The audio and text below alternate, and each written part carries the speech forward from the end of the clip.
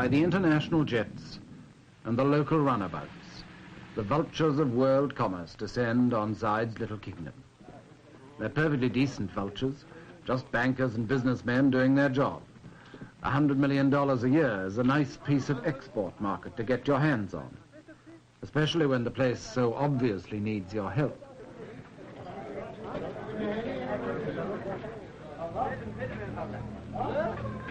Ten years ago, when I first came to Abu Dhabi, there was only one plane a week. Now there's more than one a day, and the old place can't quite cope. I've been here before. I don't know, there's been quite some improvement here in 4 years since I've been here. I fully expect to see some floor shows when I get on into town. With some striptease also? Well, no, that's a little too much.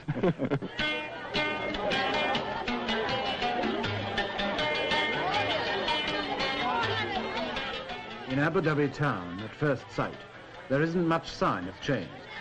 Shackput's static rule left the town nearly as squalid as it always had been.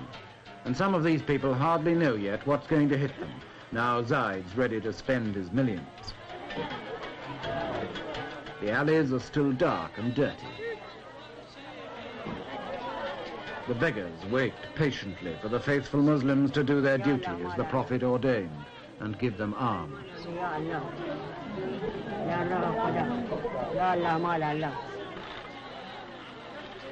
This is what Arabs call the souk, the bazaar or marketplace. And in Abu Dhabi, it's Bond Street and Fifth Avenue and the neighborhood supermarket all rolled into one.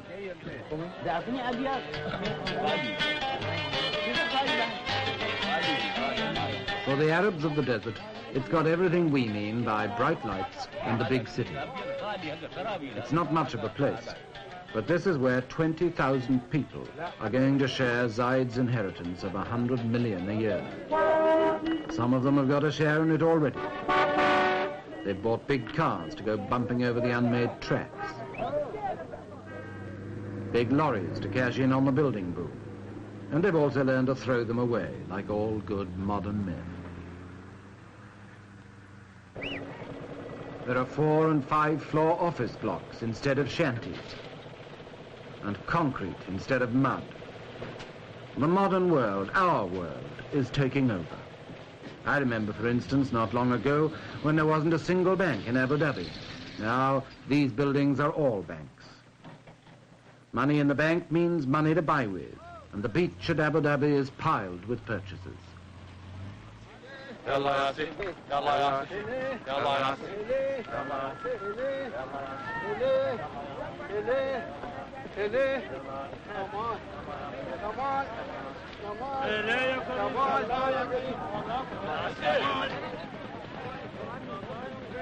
Abu Dhabi was built on a sandbank, so it's never had a proper harbour. But that didn't matter much when there was nothing but a few dates to ship out and a few tins to ship in. Now the whole modern world is dumped into the sand. Air conditioners and deep freezers, timber and steel, cement and typewriters, fans and filing cabinets. You name it and you'll find it here, sweeping in like a tidal wave on the old Arabian shore.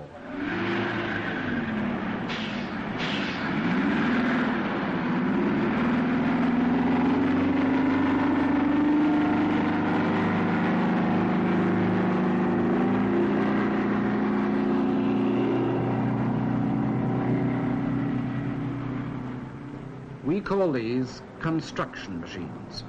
They're also weapons of destruction. They can rip up an old road or knock down an old house even faster than they can build new ones. And in Arabia now they can and do tear an old way of life to shreds before a new one has properly begun. Not that many Arabs object. In fact, most of them are only too glad to help with the destruction of their old way of life. They can see the vision of a better life in a bulldozer, and they want a piece of it.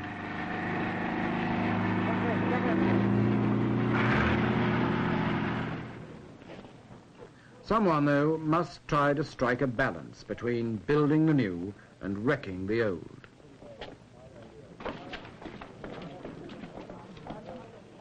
That someone is the ruler, Zayed.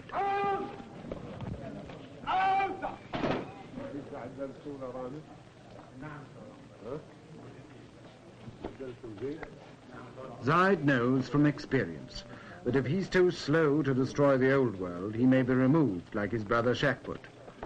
But if he tries to build the new world too quickly, he may destroy himself just as surely. Life for Zayed has become a perpetual balancing act between the personal leadership of the past and the faceless, impersonal administration of the future. Like Sheikh, he still holds his majlis every day, so that his people can meet him, greet him, talk to him and complain to him in the traditional desert way. The ritual is unchanged.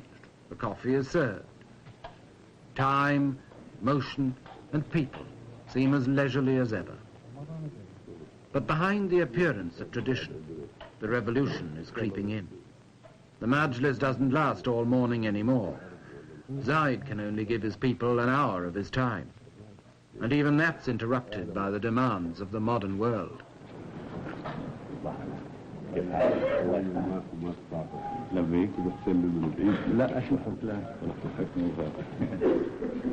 Welcome to the international businessmen. Welcome to the salesmen, to the experts, to science and high finance. Maybe welcome to the con men too, until Zayed learns to pick them from the rest.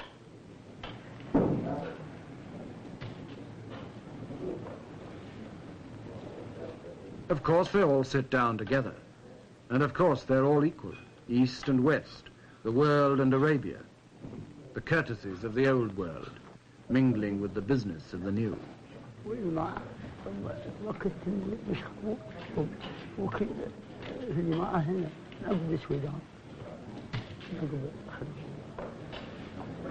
But it's the newcomers in business suits who get the places of honor at Zayed's side. And not just because Arab hospitality demands they should be favored. They're there because they represent power. The power to provide the people of Abu Dhabi with anything Zayed can now afford to buy. Still, the ritual goes on, balancing the new with the old. The first thing a visitor must do in Arabia is to learn patience. You can sit for hours in places like this and never do anything but ask after each other's health. All in good time and all by the will of God. Never do today what you can put off till tomorrow. Never act if you could talk instead.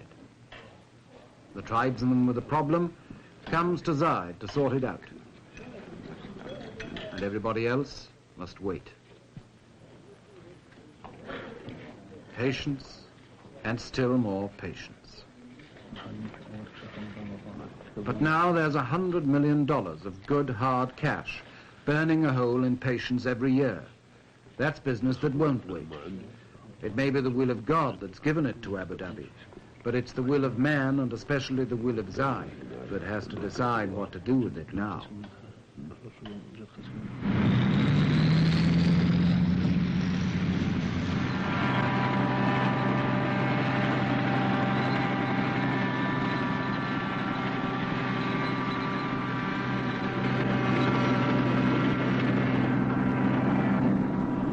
For 5 years after the oil began to flow, Abu Dhabi got nothing but piecemeal changes.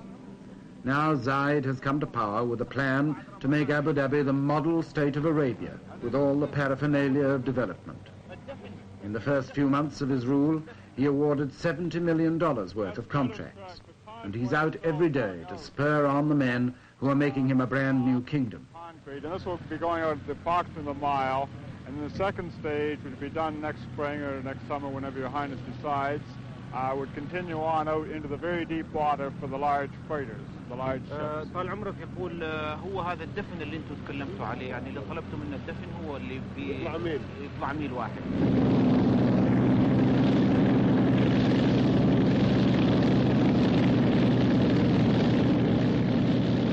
The machines that come ashore on the beach are pounding the desert into new shapes.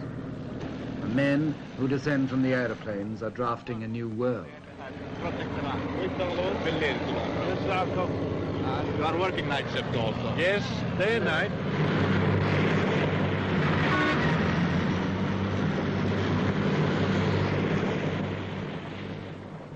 It's a world where time and opportunity have changed places. Yesterday, time seemed endless and the opportunities few. Today, time is short, and the opportunities are infinite. Going out for approximately a mile, which we had discussed with you in your office when Mr. Griesbach, our design engineer, was here a month ago. Zayed told me once he didn't know what would happen in 10 years' time, but he felt he must give everything to his people now because they'd had nothing for so long. Schools and hospitals, wells and houses, an artificial deep-water harbour to replace the Abu Dhabi beach, a 4-lane highway and a water pipeline across the desert, an airport with a runway longer than London's.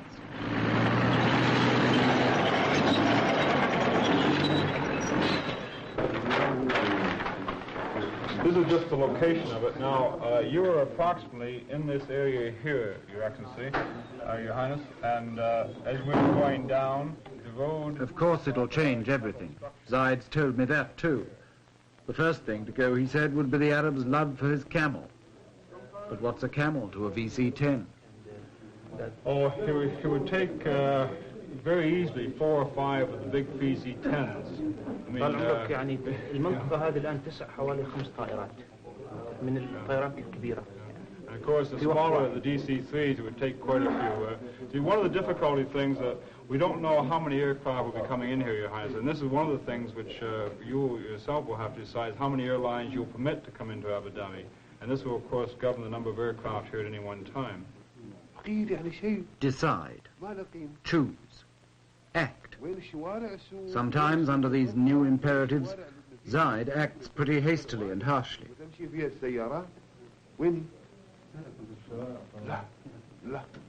He dismissed this plan for a new souk in Abu Dhabi with scarcely a moment's thought. Small scale model, yes. Oh, yes. We'd have to show detailed plans. Yes, it's bigger. يستوي هذا على حسب رضاكم اللي ما فيش اسمه. لا لا لا لا لا لا لا أنا مو براضي عن هذا ولا. No, no, no. Never, never, never. Take it away and start again. So 2 months' work is demolished in a moment. He who pays the piper calls the tune.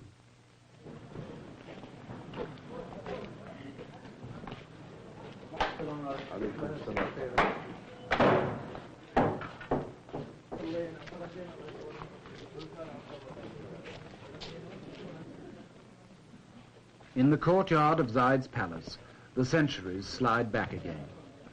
A moment ago, Zayed was the modern oil tycoon, aloof and decisive. Now he's back in the role of sheikh, the universal uncle to his people, the feudal lord with his followers, in procession to the daily feast.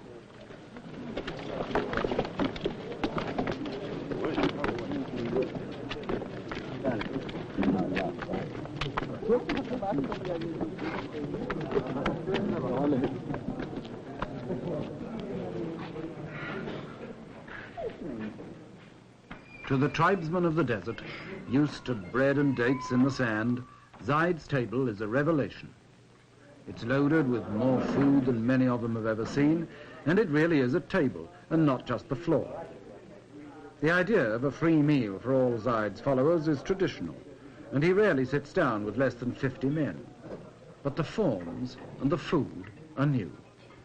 Money talks here through waiters in black ties, through plates and soup spoons, and a whole new ritual of table manners to master. Like the newly rich in any part of the world, the Arabs of Abu Dhabi are learning to keep up with the Joneses. Snobbery is the latest local vice. يمكن هناك شيء سر كبير.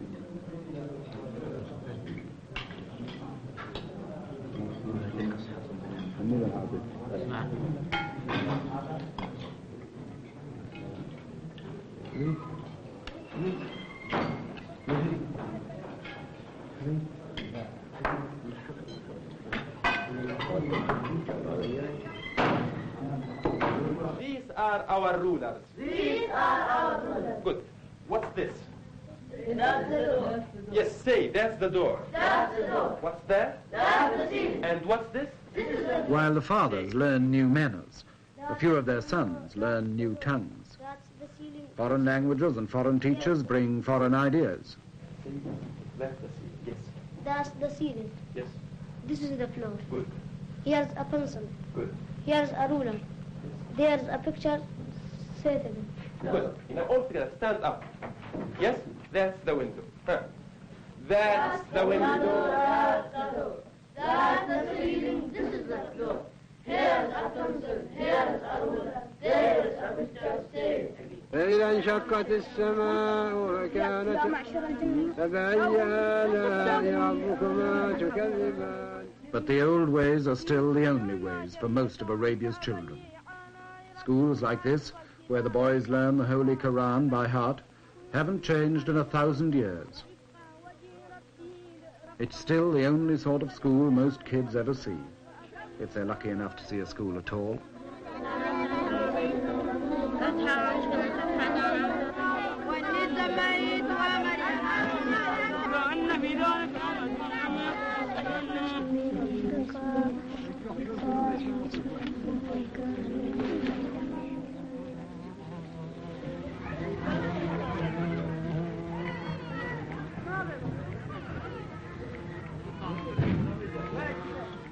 The romance of the old Arabia was always a bit of an illusion.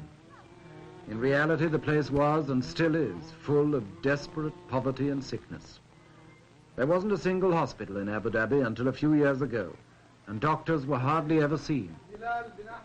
Now there's this American mission hospital, overburdened, overcrowded, forced to compromise, like everything in Arabia, between modern standards and old habits.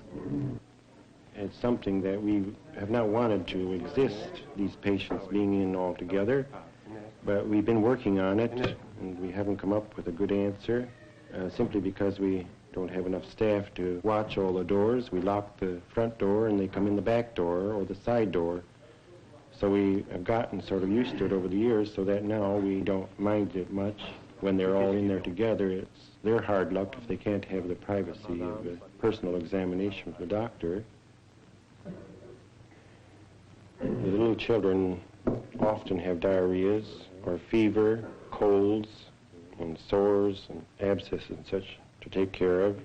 And then the local Arabs seem to have their share of accidents, falling out of a palm tree or off of a camel. And they seem to be sort of dangerous. They may fracture a limb or break a hip. And most all of the people are suffering from eye ailments of one sort or another, from the youngest child to the oldest man, with the ailment of trachoma, which is about 99% prevalent here.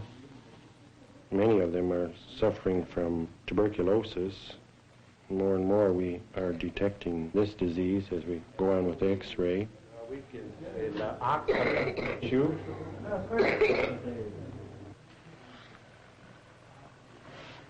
تمام هذا تمام هذا الحين نريد نفس صدرك شوية ها نراك بس من هني Tradition still throws a veil around the women of Arabia that even the doctor can't quite penetrate. His examinations here are probings in the dark. وين يعرج أكثر هني شوية هني شو هذا هذا أوجل من أول وسم ذي وسم The women are the most conservative force of all, secluded, unchanging, uneducated, and fatalistic. They accept their lot meekly, and they do their duty faithfully as the handmaidens and chattels of men. But for how much longer? When even under the thorn bush the doctor arrives with his medicine, and every jab with a syringe becomes a sort of revolution.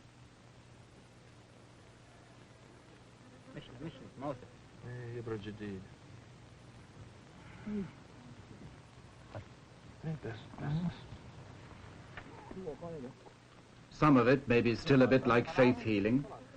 No doctor's skill could have cured this man's tuberculosis. The most that medicine could do was to give him a sort of comfort on the way to death.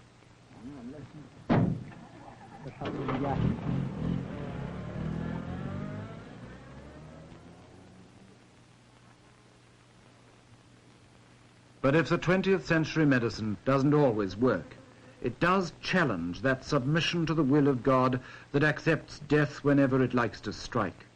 So Islam itself comes under attack.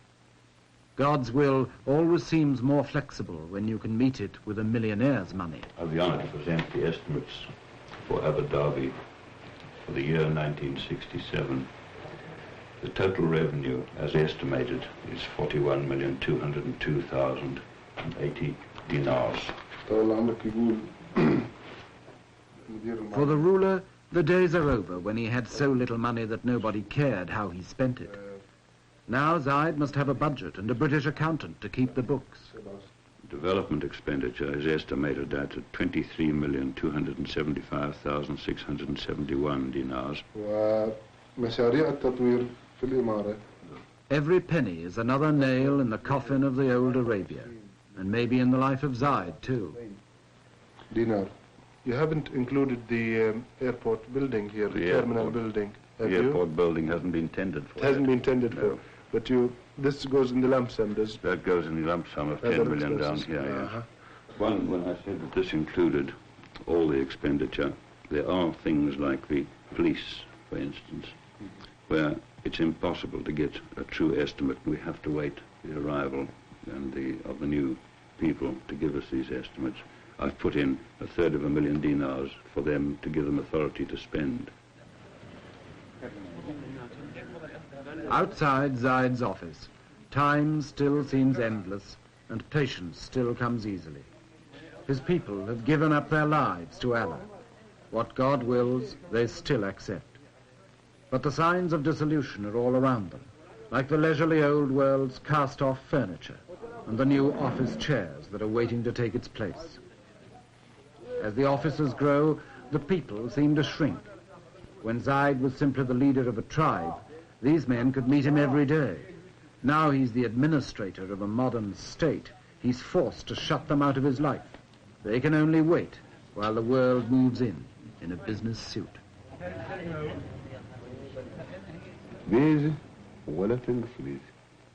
Even Zayed is a little less sure of himself.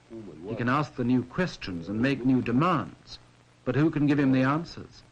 You see, His Highness, for this year, of course, we're giving him something very approximate. Yes. But for next year's, he would like it as precise as possible.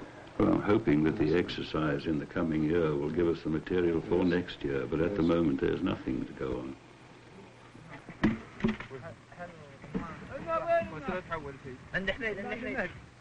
From their uncertainty about the new way of life, Zayed and his men go back to the desert as often as they can.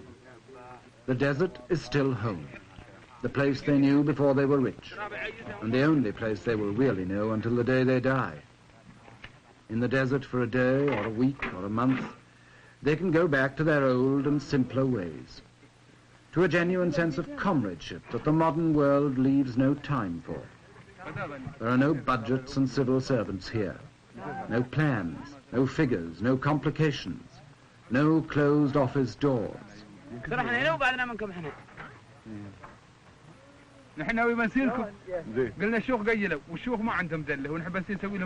There's the sky, the heat, the emptiness, and the infinity of time that they've always understood. Out here, they can all be sure of themselves again. They can relax and be men again. Or perhaps, being only men, they can just be boys.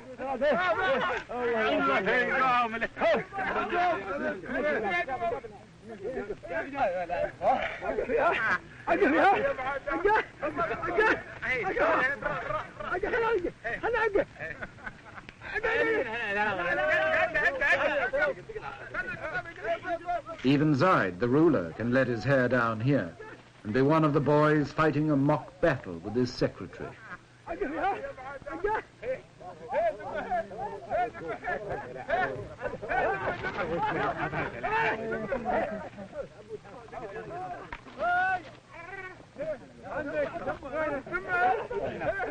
On trips like this, the desert is an escape, a recovery of innocence, a return to Eden. But like all escapes, it's also an illusion. The innocence is lost and will never be recaptured, because the old Arabia of isolation, hardship, and tribal war in which it flourished has been swept into the world at last. The unknown land has been more than just discovered. It's been uncovered in the past 10 or 20 years and dragged naked into everybody's sight.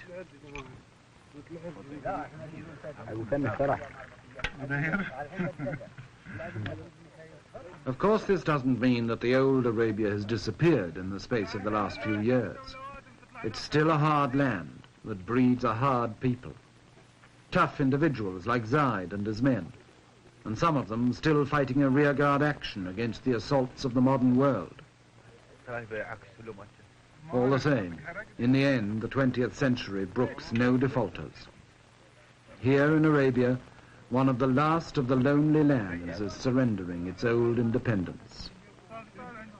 From now on, its people will have to face, like the rest of us, the infinite hopes, possibilities, and disillusionments of the modern, universal world.